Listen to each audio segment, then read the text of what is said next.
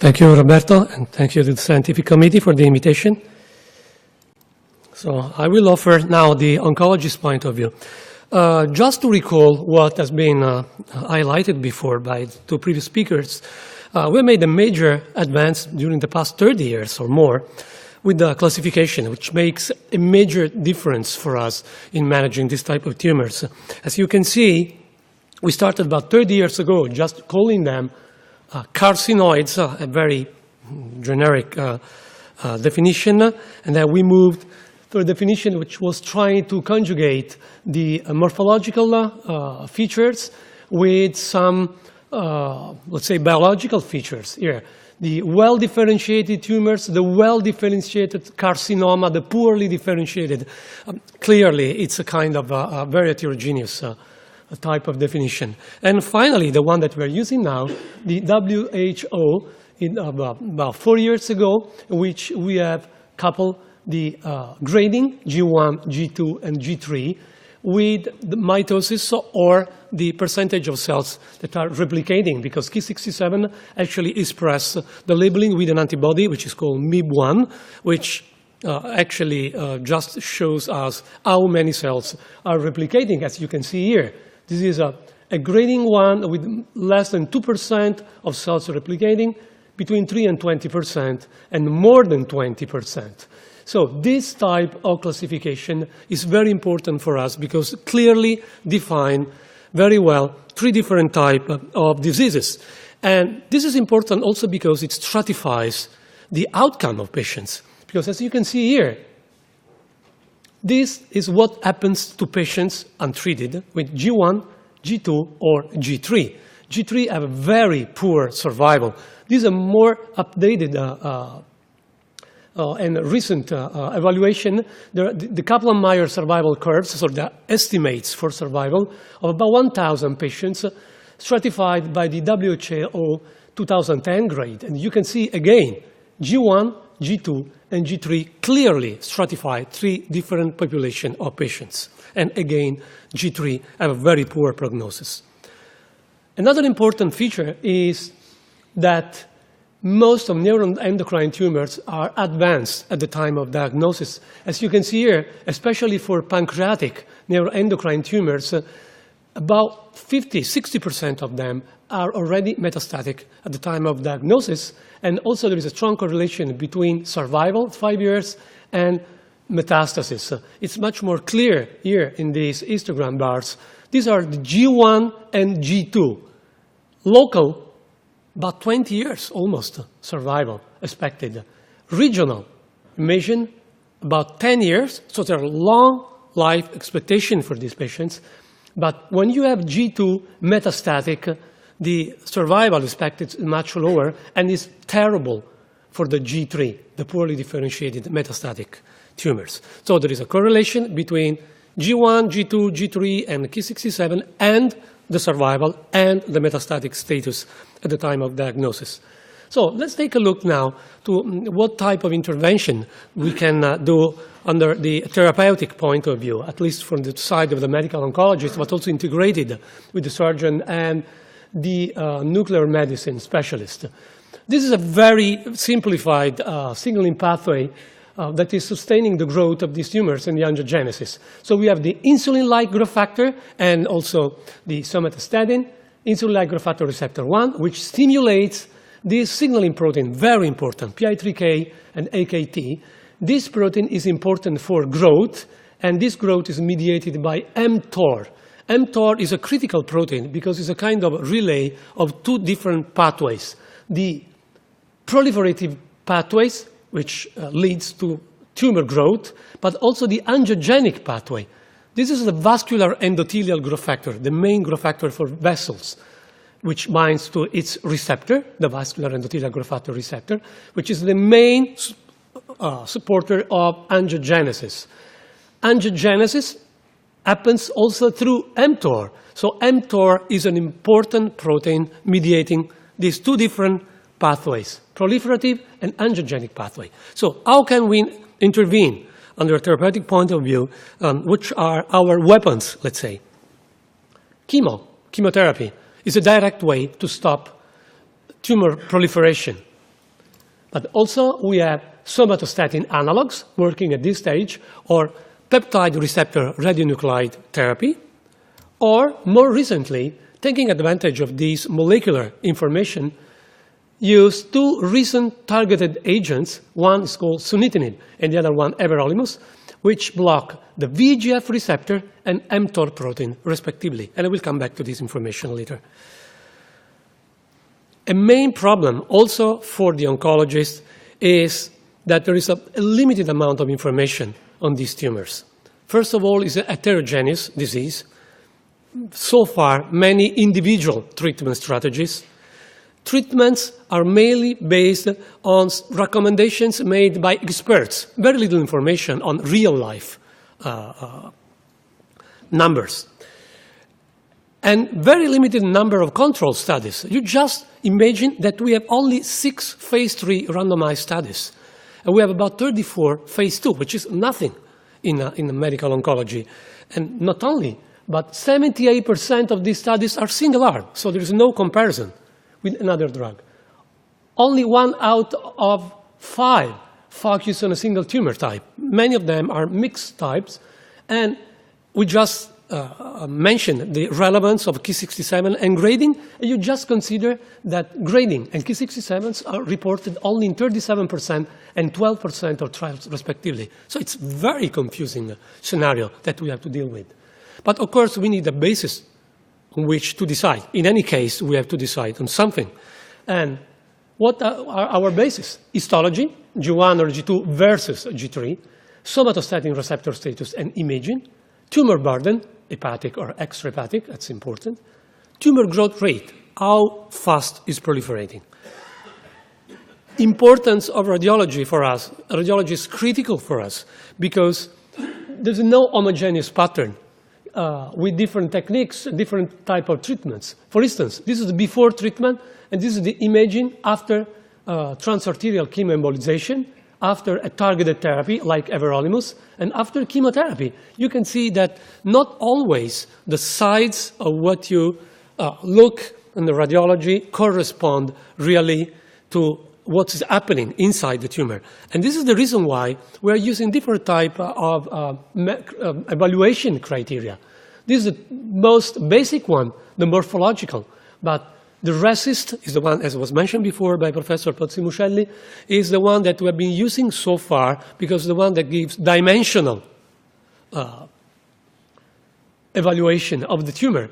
But we can use also metabolic. For instance, EORTC is now using metabolic evaluation, calculating the SUV following the FDG PET, and according to the SUV, if we have to consider a complete response, partial stable disease, or progressive disease. And the most recent one is the Choi criteria, established by a colleague named Choi, and he also provided a functional, qualitative evaluation, not only a quantitative, because as we are experiencing now, targeted therapy very often doesn't change the dimension, but what it changes is the architecture of the tissue.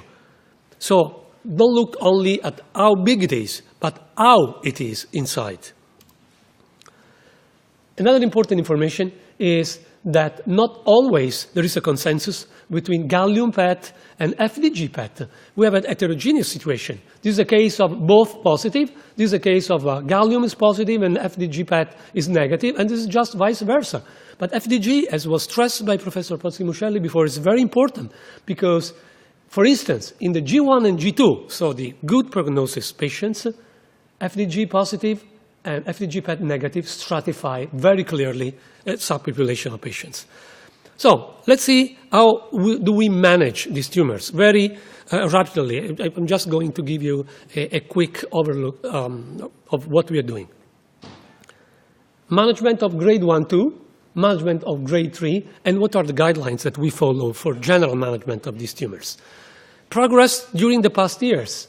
As you can see, there's been an important progress, especially on the development of somatostatin analogs. Here, many during the years, at the very beginning just to control the carcinoid syndrome, but then also as a single agent therapy, same for chemo, and then all the other therapeutic approaches that I've mentioned before. Let's start with chemo. Several studies, not many actually. I don't want you to go through all these studies. I want just to recall your attention on a few features. These are pancreatic and poorly differentiated. Many are very old studies, actually dating back to the 80s, especially those from Mertel. Streptozotocin came out as an important drug, and many regimens that we're using now are based on the streptozotocin. Very recently, a trial with temozolomide and capecitabine on very few patients. Most of these are retrospective, not prospective, but a common unfortunate feature. Look at the number of patients. Very little. This is a rare tumor, but of course the sample size is small. It's very difficult to draw conclusions. What are the somatostatin analogs? They are analogs of these native somatostatin. We have octreotide and lanreotide. You can see they're similar to the native compound.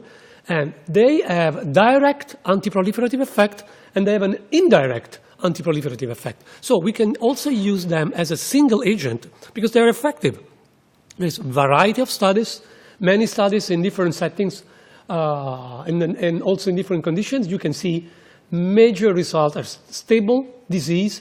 This is a very recent study, the Clarinet study. It was the first randomized phase 3 study demonstrating that lanreotide, somatostatin analog, is superior as compared to placebo. It seems almost very basic information, but actually the first study demonstrating that.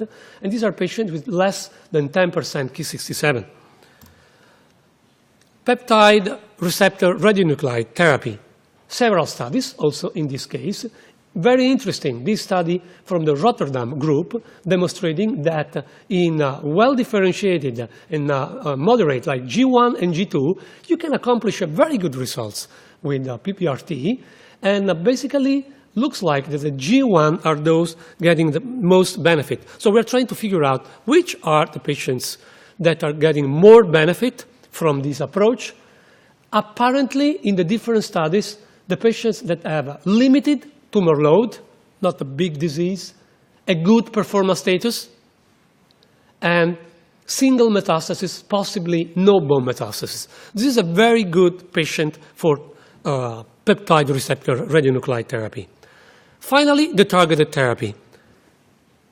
This, you remember the one that I showed before, the signaling pathways for angiogenesis and growth. And these are the two drugs that we are using today, sunitinib and everolimus.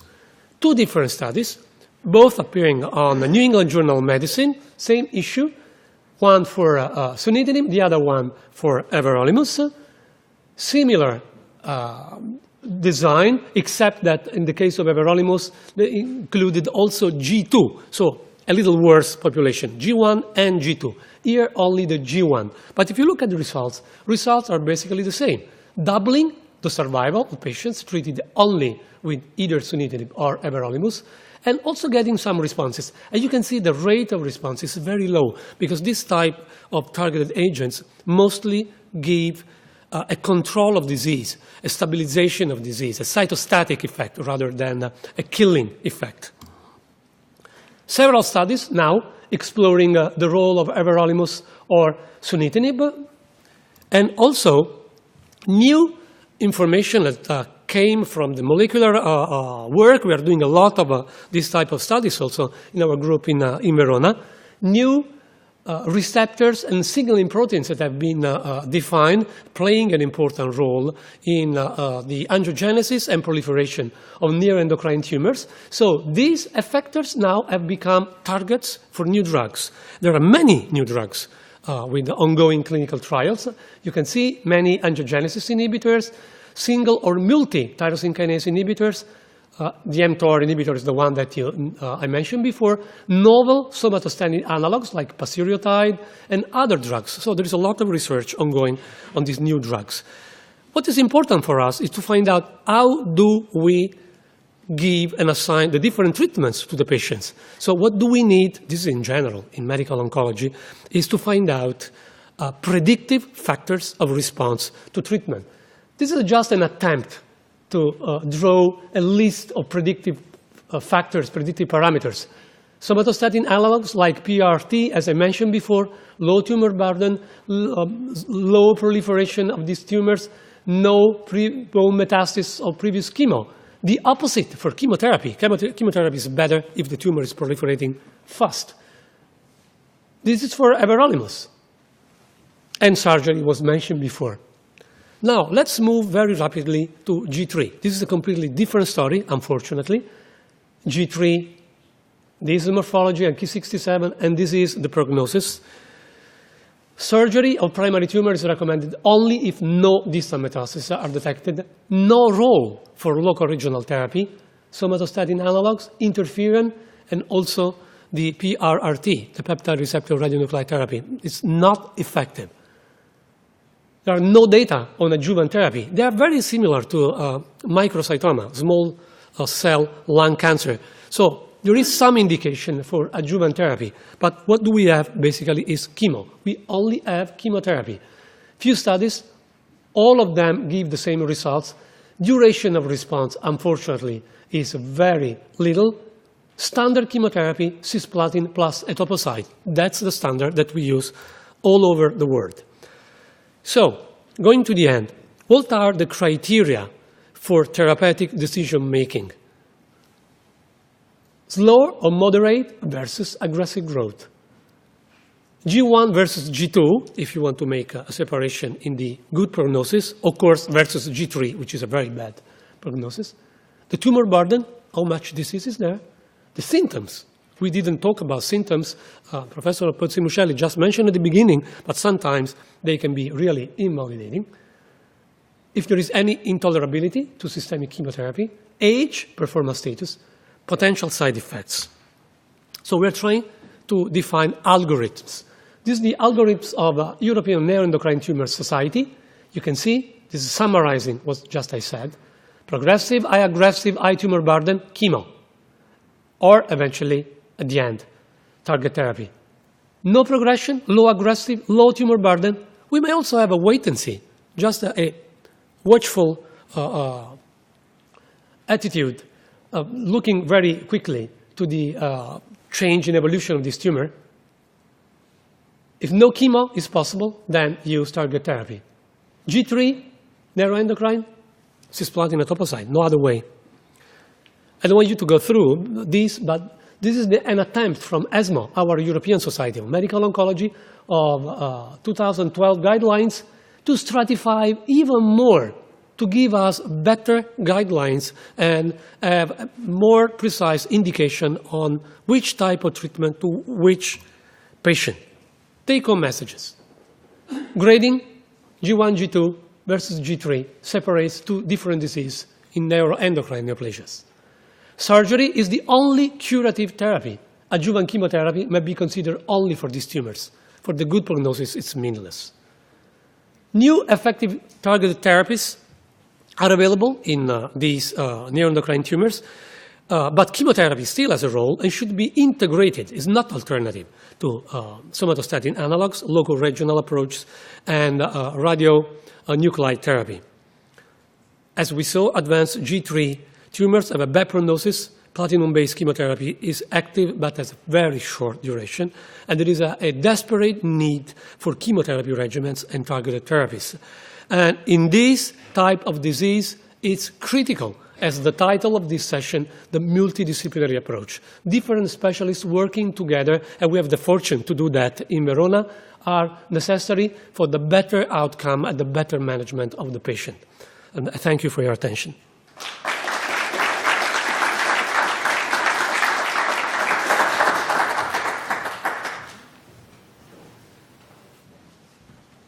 Now we thought that it could be useful to proceed with the case presentation, and Professor Torter will present a case which explains some of the therapies which have been selected in a particular neuroendocrine tumor. Please, you can continue. Now, this is one of our recent cases. Oops, sorry, no, I made a mistake. Case presentation. Which demonstrates how important is the integration among different specialists. Fade away. Mm-hmm. Okay. It's a 48 years old woman, so it's a young woman with a history of smoke, 5-pack per year, no alcohol consumption. Medical history tells us that she has hypertension, and she experienced a total thyroidectomy for a papillary thyroid carcinoma several years back.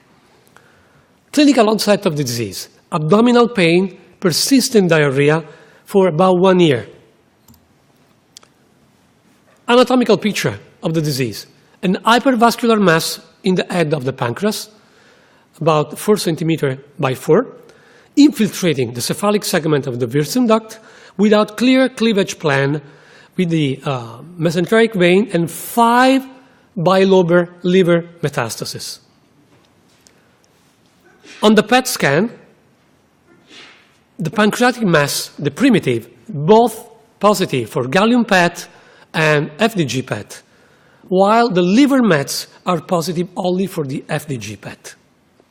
So, as you can see here, the FDG PET positive on pancreas and liver, on the primitive and on the metastasis. First of all, we have to know what we are dealing with. So, we did a fine needle aspiration biopsy, and the response was a liver metastasis of pancreatic neuroendocrine tumor, Ki67 5%, and a G2. So we are in the setting of a moderate prognosis, intermediate prognosis setting. So, summarizing, the general picture is a mild syndrome, symptomatic, pancreatic site of origin. Metastases are potentially resectable, FDG positivity, heterogeneity in gallium PET scan.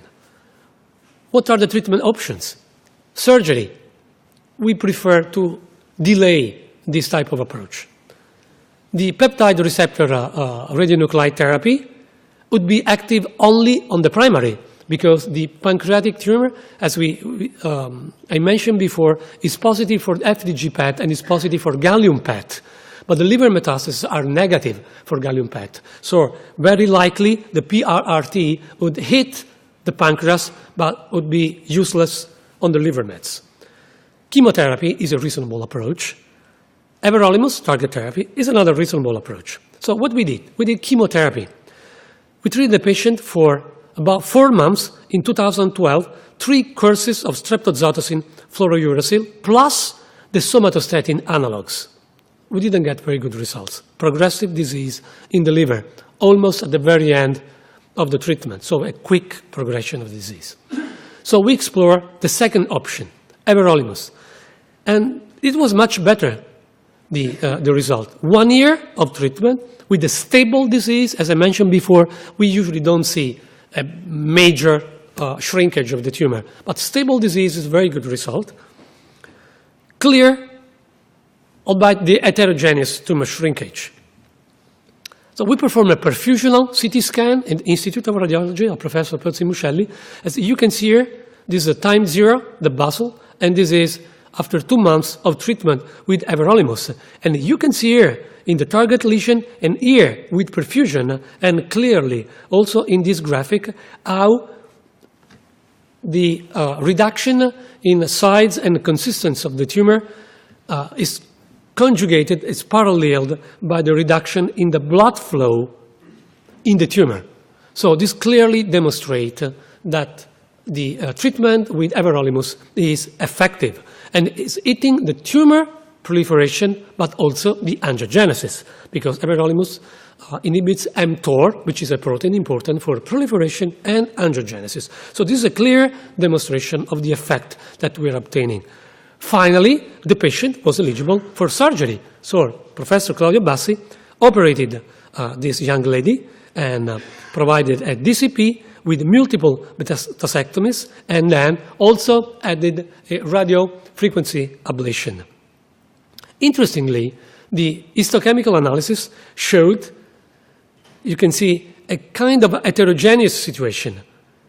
This is a trichromic analysis CD34 angiogenesis is strongly inhibited as compared to the basal, and this is the distribution, it's heterogeneous. These are the vessels stained by the antibody against CD34, and this is the Ki67. You can see three different patterns, an external pattern, an intermediate pattern, and in the central pattern is virtually absent. So this is an interesting feature. When you look at these tumors, especially after treatment with targeted agents, they look very heterogeneous. And it's also difficult to understand when the disease is starting back. So now the patient is under a watchful radiologic follow-up. We don't know exactly what this is. It may be a relapse. We are watchfully caring now this patient, but this case is a demonstration of how important is the interaction of the radiologist with the surgeon, with the medical oncologist for the optimal management of these patients. This is the next case.